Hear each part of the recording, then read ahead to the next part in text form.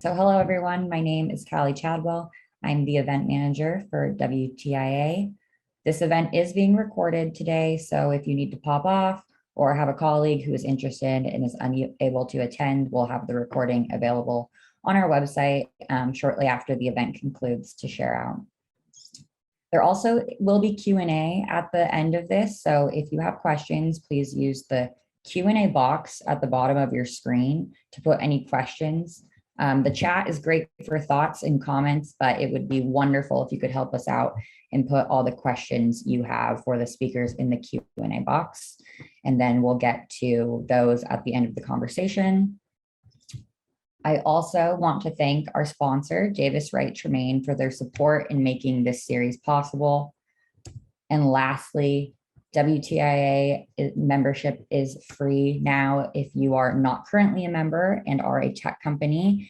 I will drop the link to check that out in the chat so you're able to go over to our website and see what that looks like.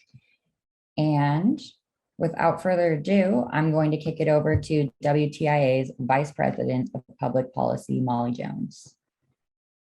Thanks, Callie. Hi, everyone. Thank you so much for joining us today. My name is Molly Jones. I'm the Vice President of Public Policy here at WTIA. And I'm honored that Representative Slatter and Mayor Robinson can both join us for this important conversation on building a global tech hub.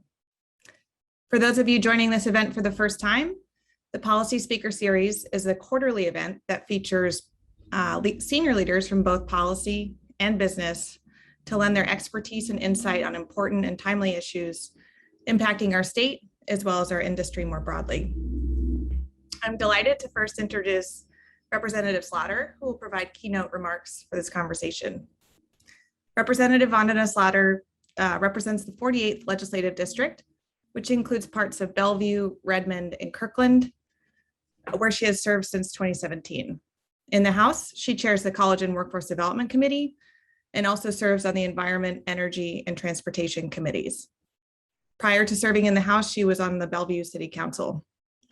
She brings expertise and experience from over 20 years as a clinical scientist at leading biotechnology companies. And she's also an active leader in the community, serving on several boards to promote access to medicine, education, and healthcare. She holds a Doctor of Pharmacy and a Master's of Public Administration from the University of Washington. It's our privilege to have her here today. Welcome, Representative Slatter. Thank you so much, Molly.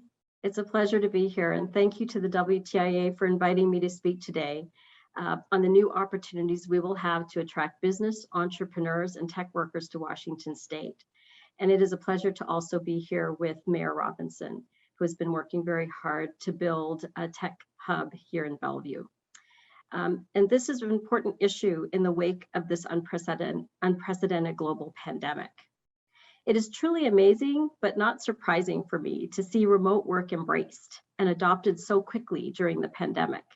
As a former medical scientist working in biotech, I worked virtually and telecommuted for 8 years, meeting with my team online and traveling occasionally to regional company meetings, scientific conferences, and locally with leading researchers. It was certainly not typical to see remote work at the time. So I was incredibly grateful for the opportunity to work on leading science for a company whose headquarters was not nearby, and a job that offered work-life balance as a parent and an option for my spouse to have his dream job as well in person in Washington State. I do not have a crystal ball on remote work, but I believe that with the recent statistics that over 4.3 million Americans who have quit their jobs for reasons of childcare, burnout, and health and safety concerns, reports indicating that 25 to 30% of workforce will be working from home by 2022, and 80% of US workers who say they would turn down a job that did not offer flexible working hours. It is difficult to imagine that remote work will not be recognized as an attractive option for the workforce of the future. So how does a biotech medical scientist end up in government? That is a story I would like to tell, but first I do wish to say that as a Washington State legislator for the 48th District, it has been a privilege and an honor to represent such a dynamic, diverse, and growing district that is home to some of the most innovative minds and companies in the world. As Molly mentioned, the 48th district is on the east side of Lake Washington and across the lake from Seattle. It's made up of parts of 3 major cities, Bellevue, Redmond, Kirkland, and smaller cities of Medina, Clyde Hill, and the Points communities.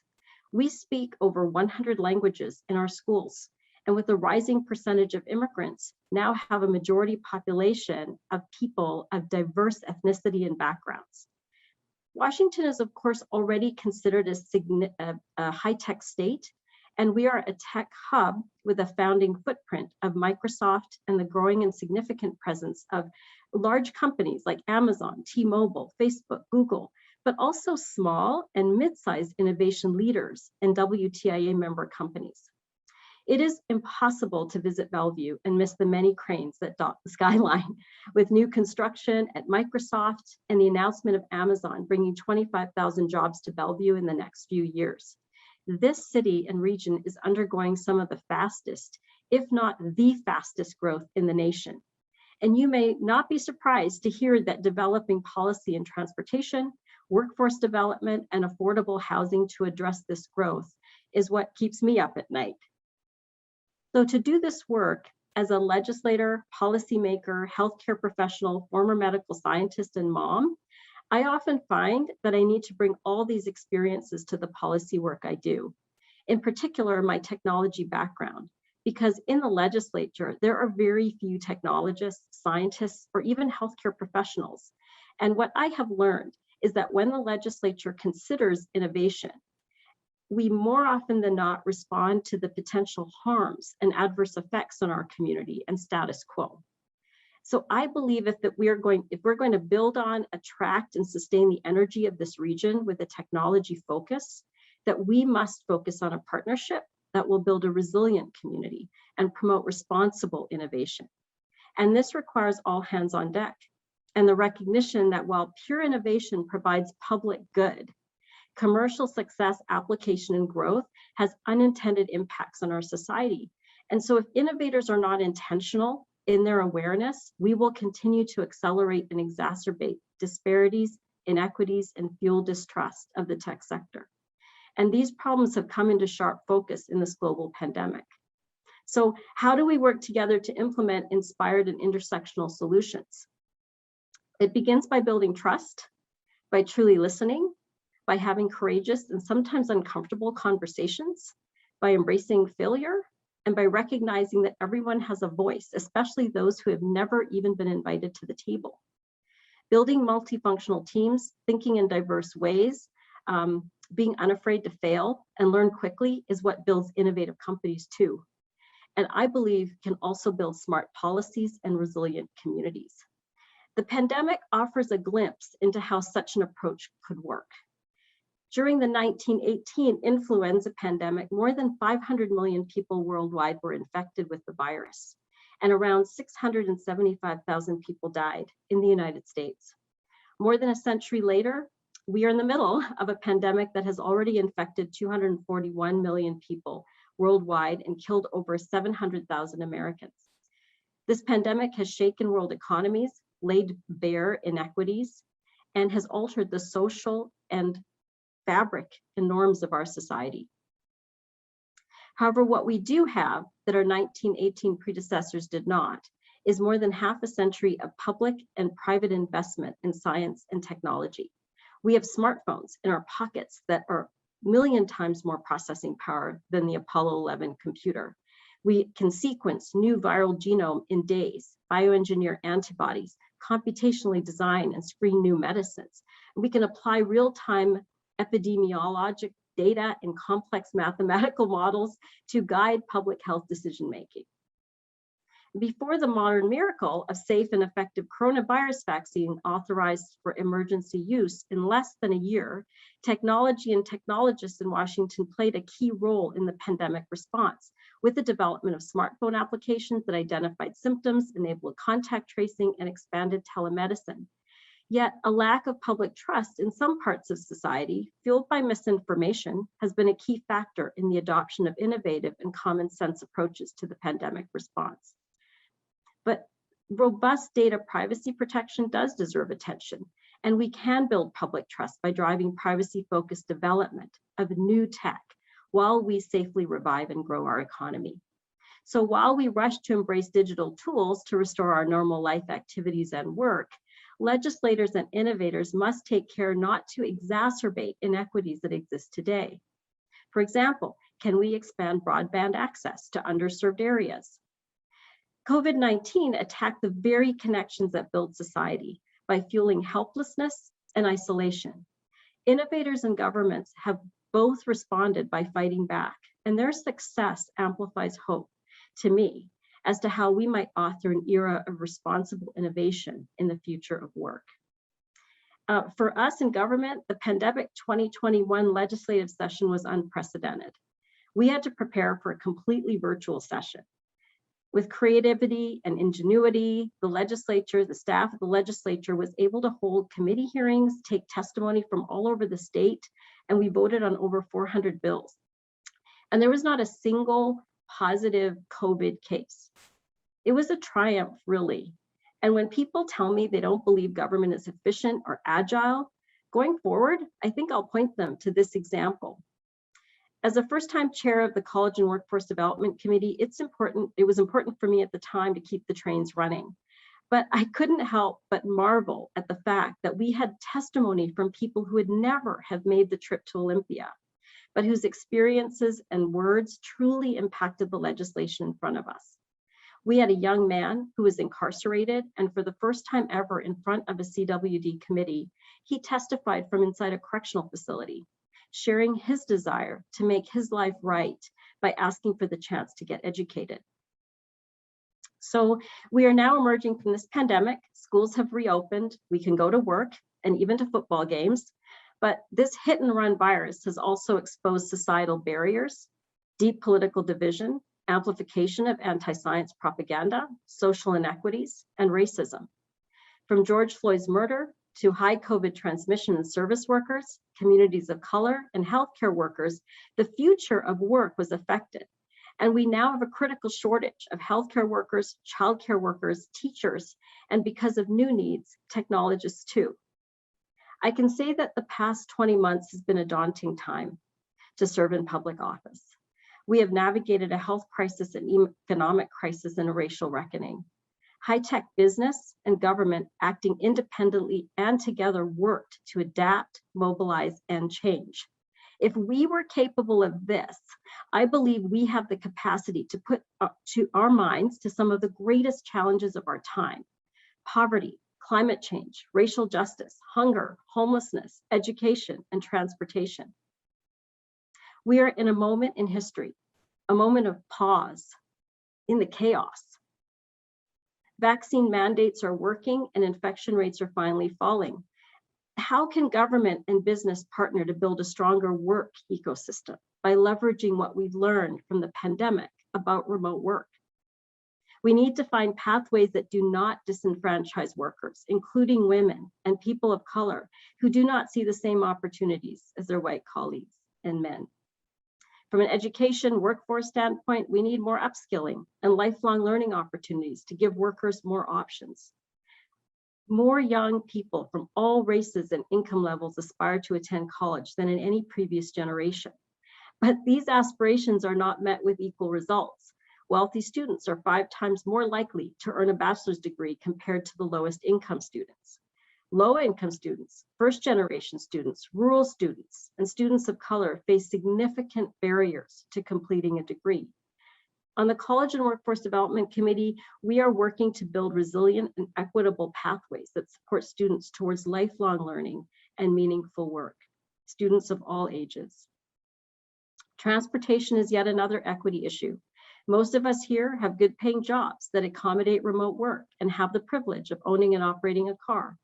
Affordable housing is linked to this, since the jobs that require in-person attendance are also the jobs that often pay less, with people needing to travel far distances to work. Many healthcare workers, maintenance workers, restaurants, small business staff, first responders, and teachers just can't afford to live on the east side of King County. Moreover, 20% of our population cannot afford cars or do not drive and will absolutely need reliable bus service on 405. One aspect of our innovative transportation plan that complements light rail is north-south bus rapid transit on 405. And we will need industry support to advocate for funding so that the COVID-induced decline in toll revenue that pays for these things doesn't delay bus rapid transit. This will be important with a large influx of Amazon and tech workforce and associated service workers in the next few years. But innovation can offer solutions too.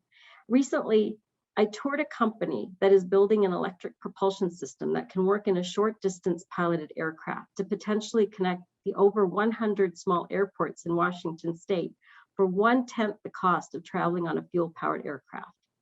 So maybe not so long from now, you'll be able to live in Leavenworth or Yakima and fly cleanly and cheaply to regional meetings at your HQ on the east side. Think of it. Remote work in a beautiful place, affordable housing, and a network of reinvigorated small regional airports across the state that support rural economic development, all the while taking cars off the road and reducing greenhouse gas emissions. I serve on the legislature's Electric Airplane Working Group and Sustainable Aviation Biofuels Working Group, and we are actively working on how to catalyze this kind of innovation from the private sector with obvious benefits to our workforce, businesses, and state economy. It's a fascinating possibility, and Norway is all in on this concept. But Washington state has the opportunity to lead, and our geography, like Norway's, makes this an attractive possible future that enables remote work. So why did I choose government? Well, this was a 10-year nonlinear path, but the story I share the most is when I was working as a medical and drug information specialist at the Upjohn Company. My son was born, and I was able to take 6 months of unpaid leave under the Federal Family and Medical Leave Act. And we had saved at the time so we could give him a strong start to life. Under this law, I was able to get my job back, and I chose to do antibiotic research. I worked on the development of a novel antibiotic that 20 years later helped to extend my father's life post-surgery for a little while longer as he was dying of cancer. Government policies allowed me to give my son a strong start to life, and also had the ability to contribute to innovative research. My mission as a representative is to build an effective government that values innovation and reduces barriers for people to live their lives fully. A full life, I believe, is one that brings joy and allows us to fully contribute to our family, work, and community. The WTIA's mission is to foster a robust, equity-centered technology sector that empowers thriving communities. I do not think our goals are intrinsically that different. And paradoxically, and the best public policy comes from intersectional spaces and multiple viewpoints. And paradoxically, with the recognition that each of us are whole people who bring our complex needs and skills that we have to what we do. If we keep that central to our work, I believe that complexity can compel us and guide us to build relationships and partnerships, collaborations, build on trust, solve big problems, and create a resilient community. And of course, as well, an attractive technology hub. Thank you. Not sure if we're waiting for Molly to come back, but I'll say thank you very much for your opening comments. It's very nice. Nice to see you again. And thank you so much for spending some time with us today. It is interesting to hear you speak because there's a pretty rare legislator that understands the industry well. You clearly understand it well. And it's interesting just to hear you paint that picture, how wide-ranging the opportunity set is and how wide-ranging the dilemma is, actually. It goes everything from the basics of computer science to livable cities and everything in between. So thank you very much for those opening comments. It kind of sets the stage for the mayor and me to have a conversation about what does this mean in the city of Bellevue. Thanks for coming today. I appreciate it. It's my pleasure, Michael. Thank you so much for having me and for allowing me to have this broad-ranging conversation and dialogue. It's rare to have an organization that brings that forward and allows us to have deeper and complex thinking. So thank you so much. Thank you. Appreciate it. Okay, Callie, I think you're gonna pin us both up as the two people. There we go. We're good to go. Nice to see you again, Mayor Robinson. Nice to see you too. I think Representative Slatter did a brilliant job of describing, as you said, the broad reach of IT to our community and the challenges, the rewards. Very, very well said. Yes, I agree. So first of all, just thank you for taking the time to be with us today for this latest in our Policy Speaker Series. I really appreciate the fact that you're willing to take the time. I just want to also point out for the audience that I'm extra appreciative just because you are the only elected official ever to willingly participate in one of our industry committees. We've had a number of folks show some willingness, but not only did you sign up to join the Blockchain Council, but you actually show up to the meetings. And so I just think it's really, really cool and super awesome for someone who's extremely busy, who's running a city, who not only understands that the tech industry is a critical part of your city, but also is willing to engage at a level where the dialogue is going on among industry leaders, in that case, the blockchain industry, to try to figure out what's the relationship between industry and the public sector. And so you've been a great supporter, you've been a great partner, and I just not only am appreciative of you taking the time today, but in general, it's been great to get to know you over the last few years. So thank you for taking time today. Well, thank you. I mean, it's a privilege to participate in those. I learned so much, and it's, you know, I really love technology, so it's easy for me to want to be there. So let me just ask you sort of, let's start with the really wide. We'll go narrow in a couple of areas here, but let's go wide with what Representative Slatter just set up and just ask you the wide question of how do you see the tech sector's role in the state's economy and in the city's economy?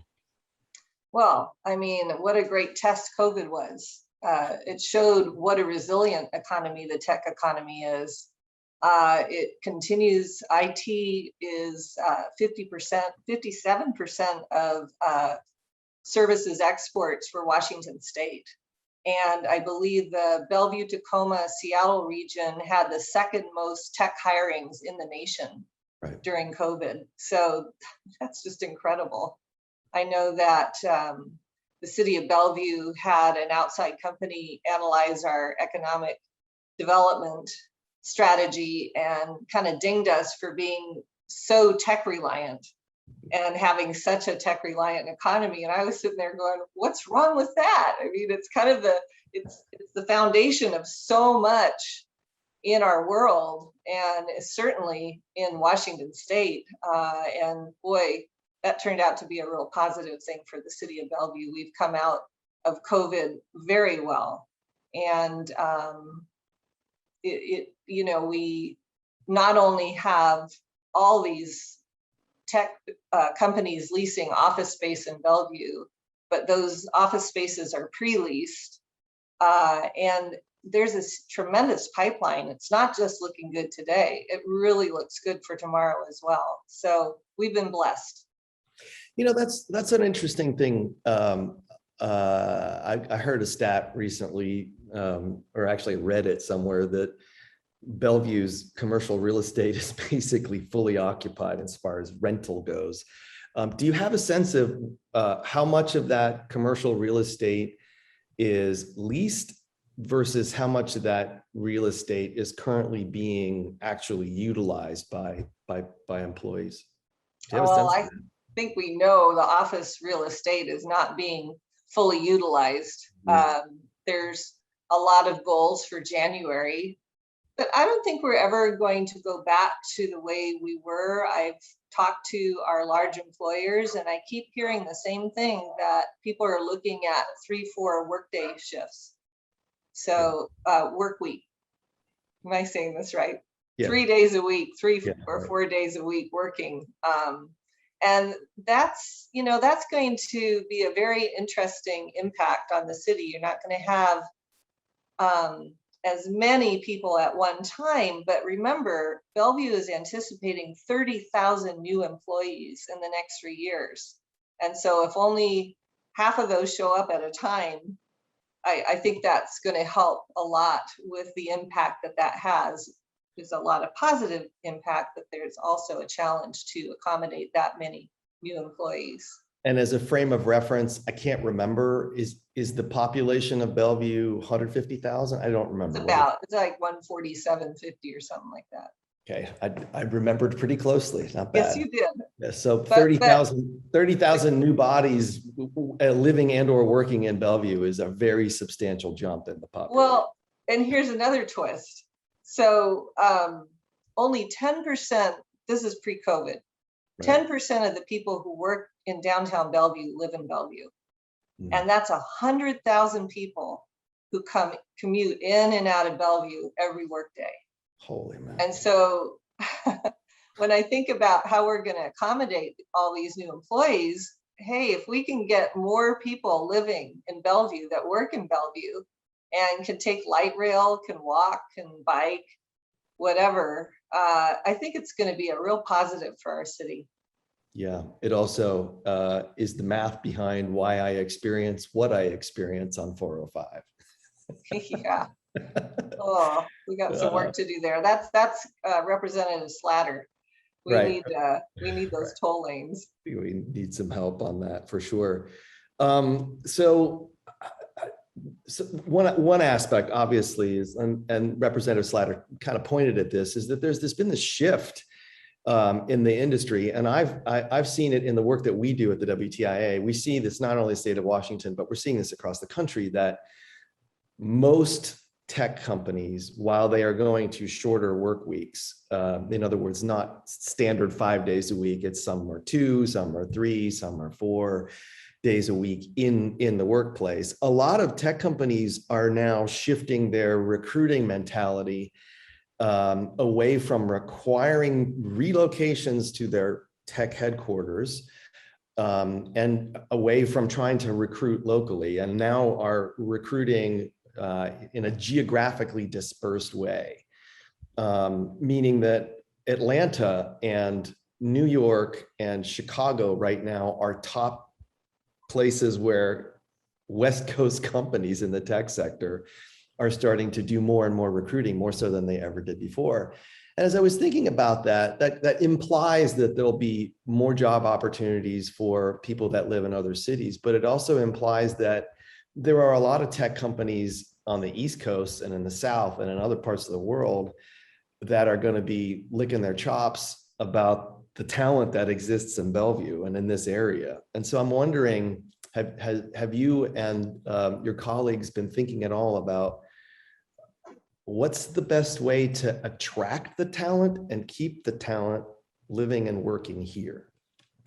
Well, Michael, there might be a nuance here, because I've heard that companies are trying to draw from all around the country to give more people the opportunity to have these high-paying jobs.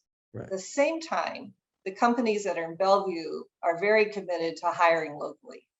And so there is a big workforce pipeline being developed between the Bellevue College and the UW and our coding schools and our large employers, because, you know, talent, especially mature talent, is a huge commodity, and Bellevue ranks #1 in that. So I think that our companies are going to be trying to hire those individuals first and get, you know, there's so many middle-aged individuals who have left the workforce to raise their family who really want to get back into it, and maybe just need a tune-up or a certification program. But figuring out what the companies are looking for, partnering with our education facilities and getting that pipeline going is going to be key to enabling the people who already live in Bellevue, who maybe struggle with the increasing property taxes and the cost of living, right, to be able to continue to live here and work their way up the ladder. So I have not heard of our local companies prioritizing hiring from outside. That's music to my ears. Our industry is famous for not being very good at developing talent. We're very famous for poaching and recruiting it. from other companies. If you think about the entire startup ecosystem that you enjoy in Bellevue and also exists in Seattle and other places like that, are fed by large corporations like Microsoft and Amazon, ejecting talent after some time to go start their own companies. Then they also recruit from the large companies, and then ultimately they get acquired by the larger corporations, and the swirl goes around. So there's a symbiosis that happens in a community like Bellevue where that's been true for decades. What's interesting to me to hear you say that is, we're not, as an industry, we're not very good at doing workforce development. The WTIA has participated for years in trying to create a program to reskill adults. And I think it would be fabulous to have a better public-private partnership between what industry is doing and what a city like Bellevue is trying to accomplish. And I think that is in fact the answer. You're not going to have nearly as much success recruiting talent to Bellevue, although it's a great place to live. So maybe some folks are going to move to Bellevue because it's a great place to live and work. But I think your chances over the long time of creating and sustaining a workforce that's going to be here for decades is to develop the talent locally. I agree. And I think you have willing partners here. So let's talk about it. Yes, indeed, for sure. So I'd like you to just shed a little bit of light on, so generically speaking, the tech industry has been a large portion of the growth of Bellevue, but it's not just because there's a bunch of tech companies and they've hired a bunch of people. Bellevue has grown, and it's grown very well by comparison to some other tech hubs, not just in the state, but across the country. And I'd love you to just share a little bit. You gave me an insight that I can't repeat because I don't know enough about how governments run, admittedly. But Bellevue is run in a certain kind of way. And as a result, it operates efficiently. It makes decisions efficiently. And I'd love you to just speak a little bit about what's driven Bellevue's growth and how have you been able to manage that growth over the years successfully? Well, if you're talking, focusing on the technology growth in Bellevue, I think you can extrapolate that to all companies. But really, the bottom line is you want to be a place where people want to be, where they want to work, they want to live, they want to visit. And I was telling you that my philosophy is that any policy that benefits a child benefits a city. Mm-hmm. And, the public safety, excellent public schools, access to parks and green spaces, a healthy environment, all those things really are not just good for a child, they're good for everybody. And people really like that. So you can have the other two things I'm going to talk about, but if you don't have that, I don't think you can get the growth that you want or attract the growth that you want. The other thing that I think is so important for the tech economy is having a real strong startup ecosystem. And that consists of, I think the city, the government has to really embrace that as a goal.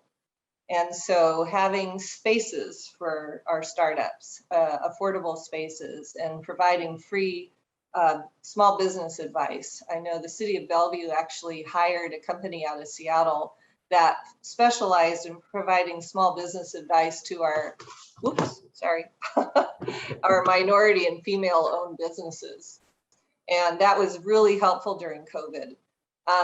Hosting events, I really made sure that we host a lot of tech events at City Hall, mm-hmm. so that people feel at home there. That is their home. And providing opportunities for networking, providing opportunities for people to get funded. That's the challenge, I think, that I'm really interested in, is how do we get all this wealth that we have in this region focused on the local startups? And so that startup ecosystem, I think, is really key to the success of building a tech city. And then the workforce, that. So, and you know, what you don't want is when people lose their job at Microsoft for them just to take off and go somewhere else. You want them to stay here. You want this to be enough of a city that they love, that they stay here and find another way to get back into the industry. Yeah.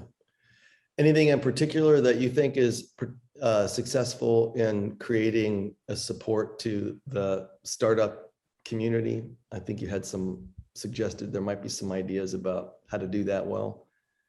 Well, I was really pleased when I first got on the council. You know, light rail was just getting voted in, and we had 2 old office buildings, one of which was going to be torn down for light rail in the next 4 years or something. And so I convinced the city to convert that into affordable office space, and Impact Hub ran it for us. Right. Wasn't a big money maker for them, but they did a really nice job, and they provided opportunities for people to get in and have a Bellevue address. So that was great, and they hosted a lot of events. And I just think, you know, the thing that I don't know if this is how effective this has been, but it's been really helpful for me to appreciate this economy is I try to meet every tech company that comes into Bellevue. I try to get to know who they are, what they do. I love to have a tour of their offices, see the product they're working on.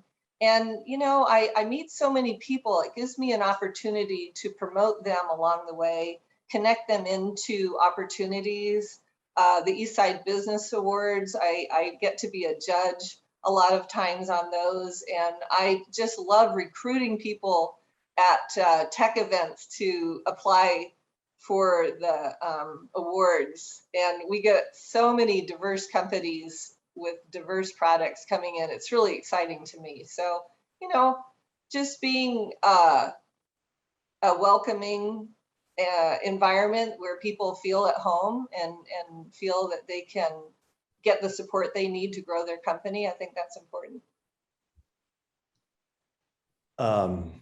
I'm going to take that little section there, get it out, and I'm going to send it to some friends in other city councils. I appreciate that point of view very much. Again, I just think it's great. And it's not only you that have that perspective that, and I know you have a very similar point of view about life sciences as well and other sectors of growth in your city. I think it's critically important for elected officials to understand, like, where are the jobs coming from? And the answer is in both of those sectors, at least, it's from startups. And so that's where your future is. And I love the fact that you get it and you will actually take the time to get to know those folks. I think there's another aspect of what Representative Slatter brought up that I want to make sure we touch on. So far, we've been talking about sort of like the growth and the opportunity and all of the positive impact, and it is all great and it's all wonderful. And there are some really significant issues for the tech industry. And the one in particular that I'd like to just get your opinions and your point of view and just your perspective as a policymaker is one of the biggest issues of importance to us as a trade association is how we can help our industry increase the diversity, equity, and inclusion in our sector. It's in round numbers, you know, at the very highest level, the averages are roughly 95% white. In straight tech jobs, it's closer to 98% white. In straight tech jobs, meaning like computer scientists and engineers and such, it's about 85% male. And in general, in the tech industry as a whole, it's about 75% male. So it's basically a white male industry with very little access for women, people of color, or veterans. And we as an association have formed some coalitions of tech companies who have been in some cases for years and in some cases more recently made a commitment to do something about it, to change how they recruit, change how they onboard, change how they develop talent. And it's becoming clear in that work that we can't really do this alone, right? It's going to require public-private partnership to do it well. And it's going to require a coalition of more than just a handful of companies to do this. And I'm just wondering if you have a point of view on what's the role of public policy and what's the role through a policymaker's lens of what's the role for government as partners in that? That's a really good question. I have a lot of thoughts on that. I would say, Microsoft came in with the Washington education and made coding an elective that would qualify for math. And that was huge. I think got to hit it from every angle. So let's take it from the schools. Coding should be something that, or tech classes should be something that everybody can have. It shouldn't be hard for people to take them. They shouldn't have to stay after school to get that. It should be easily accessible. And, you just start with your robotics programs and how many women or girls are in that versus how many boys. And, okay, when I was in computer science in college, just women tend to come to things differently than men. So at my final was to do a flow chart, of a program. And we had to turn them in, and the whole class of 300, I was the only woman in the class, had to sit there and watch each other's program go up on the big screen. So the first one was like how to find the square root of n. And I thought, oh, a math problem, that's interesting. And that was how to find a multiple of n, how to add n. And they were all math problems. And I went, oh my God, I just wanted to leave. And then my program went up on the screen. And my program was, what shall I wear today? It connected the weather system to where you were located, and it told you whether you should wear a jacket or a sweater or bring an umbrella. And so, to me, I felt like such a failure, but my teacher was very supportive. But you got to realize that different students come at things differently, and you have to be open to what they bring to the table. And so many times I see high school girls, applying to schools, computer science programs at the colleges, and they just don't have that classic background that a lot of the boys have had who have been on computers every day, all day.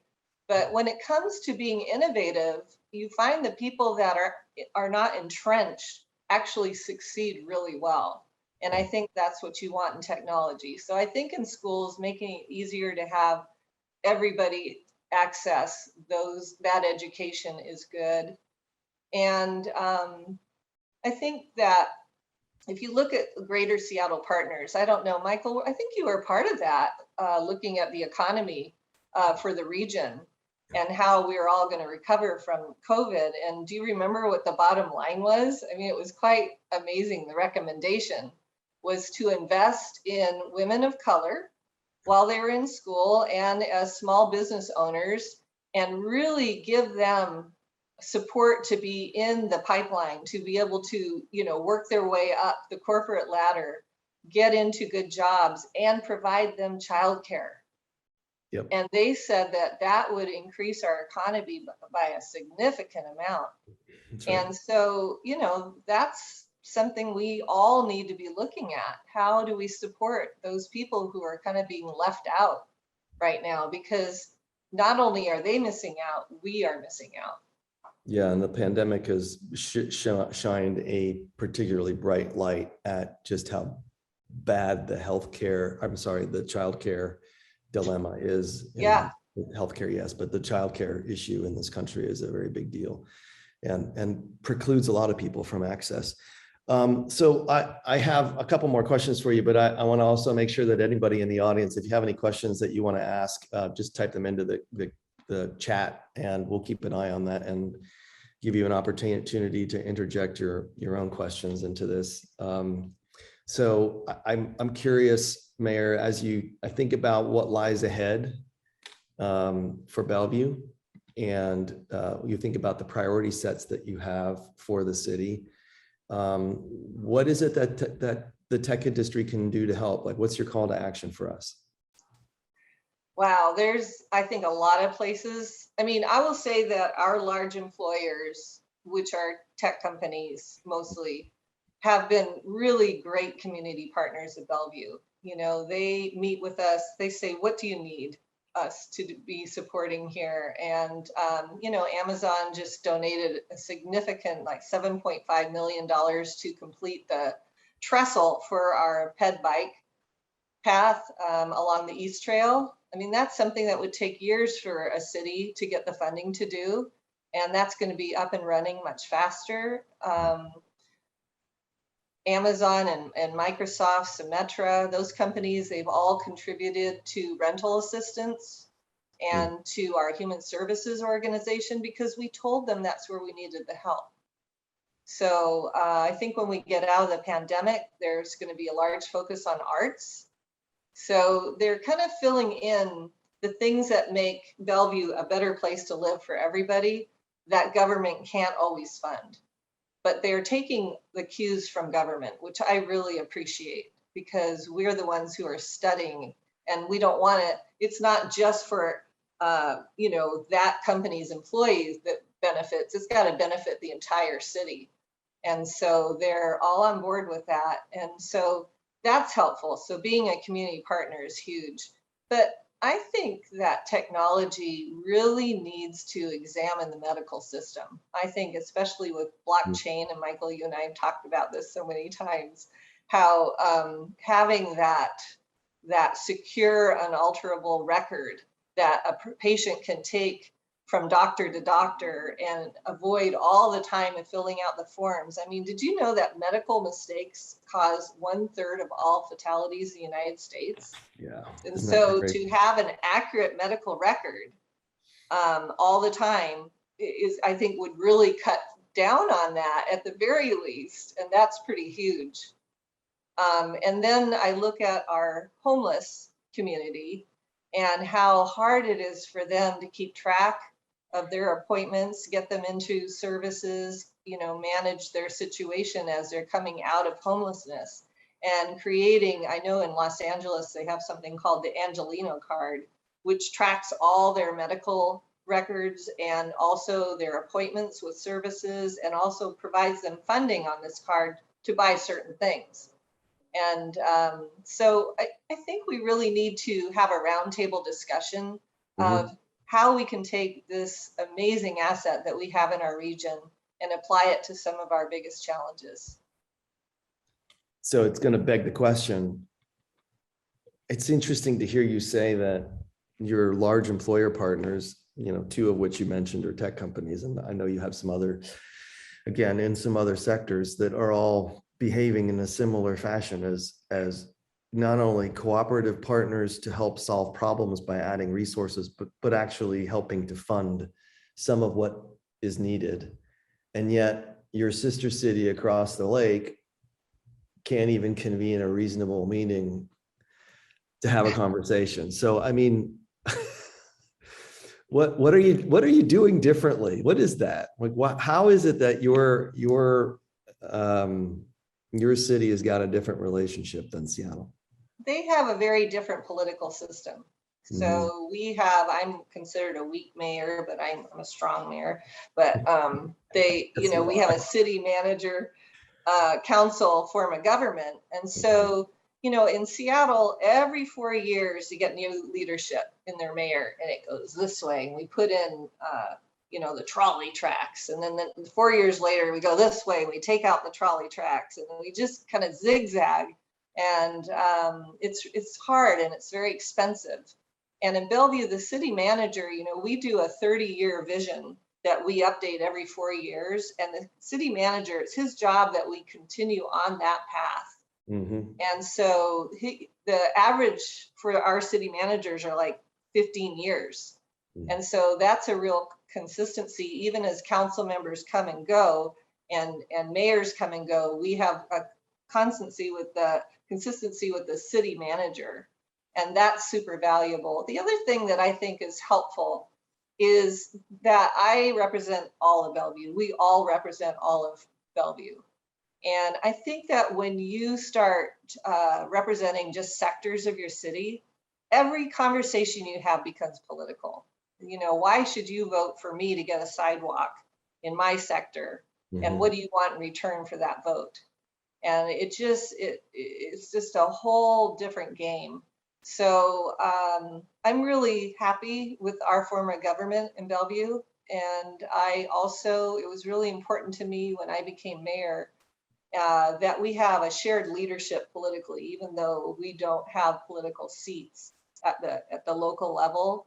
You know, it was really important that we had shared leadership that represented our entire city, so that everybody felt represented in the conversations, and that it kind of established a greater trust, I think. Yeah. Fascinating.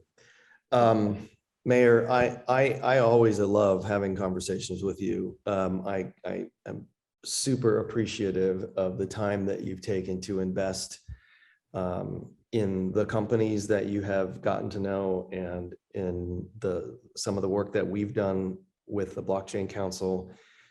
You've been an incredibly helpful, insightful partner, and I'm really excited about the future for Bellevue, and I'm really excited about having an industry that seems to be well connected to you and your colleagues in the city. And I'm quite confident that together we'll figure out how to do workforce development better than we have to date. I mean, we have some real work to be done there, and I think there's a great opportunity to have Bellevue become a shining example, not only in the state, but in the country. So I want to thank you again for your time. And